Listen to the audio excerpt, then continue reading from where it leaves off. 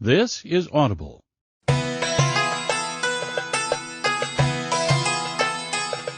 Dauphin Publications presents The Richest Man in Babylon, Original Edition, by George S. Clason. Read to you by Krista Lewis.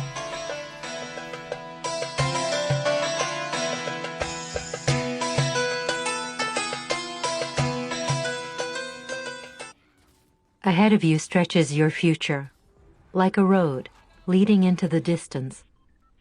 Along that road are ambitions you wish to accomplish, desires you wish to gratify. To bring your ambitions and desires to fulfillment, you must be successful with money. Use the financial principles made clear in the pages which follow.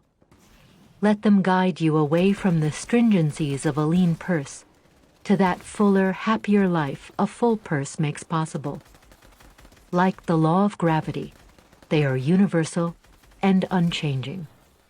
May they prove for you, as they have proven to so many others, a sure key to a fat purse, larger bank balances, and gratifying financial progress. Money is the medium by which earthly success is measured. Money makes possible the enjoyment of the best the earth affords. Money is plentiful for those who understand the simple laws which govern its acquisition. Money is governed today by the same laws which controlled it when prosperous men thronged the streets of Babylon 6,000 years ago. Lo, money is plentiful for those who understand the simple rules of its acquisition. 1. Start thy purse to fattening. 2. Control thy expenditures. 3. Make thy gold multiply. 4. Guard thy treasures from loss. 5. Make of thy dwelling a profitable investment. 6. Ensure a future income. 7. Increase thy ability to earn. Forward. Our prosperity as a nation depends upon the personal financial prosperity of each of us as individuals. This book deals with the personal successes of each of us. Success means accomplishments as the result of our own efforts and abilities. Proper preparation is the key to our success. Our acts can be no wiser than our thoughts. Our thinking can be no wiser than our understanding. This book of cures for lean purses has been termed a guide to financial understanding. That indeed is its purpose, to offer those who are ambitious for financial success an insight which will aid them to acquire money, to keep money, and to make their surpluses earn more money. In what follows, we are taken back to Babylon, the cradle in which was nurtured the basic principles of finance now recognized and used the world over. To new listeners, the author is happy to extend the wish that this audiobook may contain for them the same inspiration for growing bank accounts, greater financial successes, and the solution of difficult personal financial problems so enthusiastically reported by readers from coast to coast. To the business executives who have distributed these tales in such generous quantities, to friends, relatives, employees, and associates, the author takes this opportunity to express his gratitude. No endorsement could be higher than that of practical men who appreciate its teachings because they themselves have worked up to important successes by applying the very principles it advocates. Babylon became the wealthiest city of the ancient world because its citizens were the richest people of their time. They appreciated the value of money.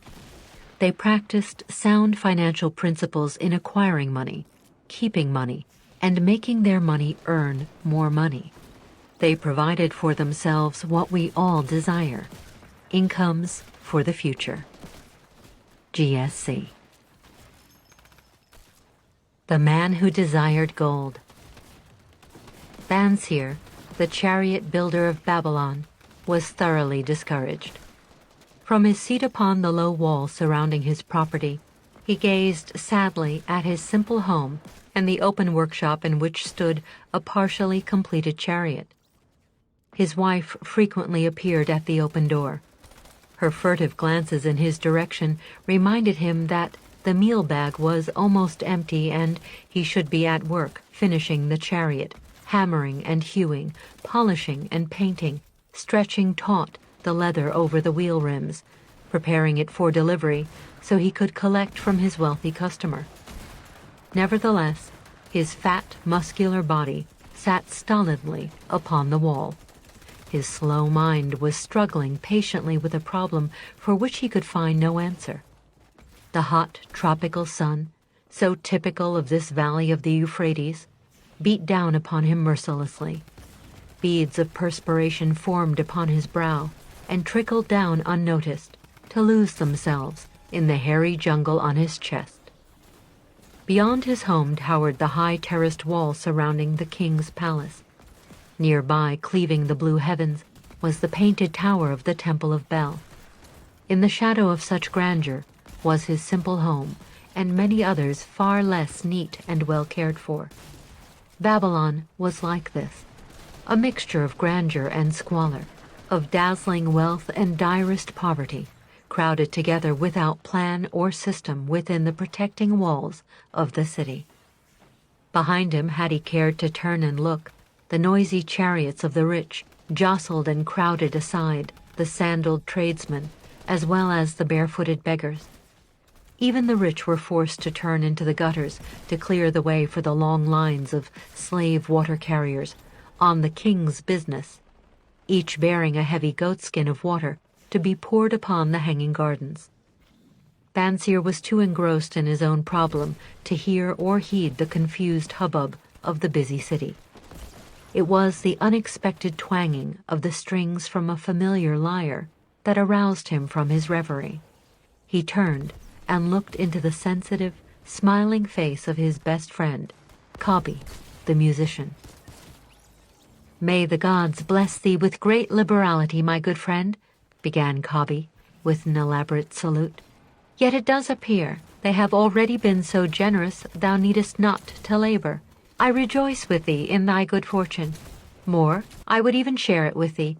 Pray, from thy purse, which must be bulging else thou wouldst be busy in your shop, extract but 2 humble shekels and lend them to me until after the noblemen's feast this night. Thou wilt not miss them ere they are returned." "If I did have 2 shekels," Bansir responded gloomily, "to no one could I lend them, not even to you, my best of friends, for they would be my fortune, my entire fortune. No one lends his entire fortune, not even to his best friend." "What?" exclaimed Kabi with genuine surprise. "Thou hast not 1 shekel in thy purse, yet sit like a statue upon a wall? Why not complete that chariot? How else canst thou provide for thy noble appetite? 'Tis not like thee, my friend. Where is thy endless energy? Doth something distress thee? Have the gods brought to thee troubles?"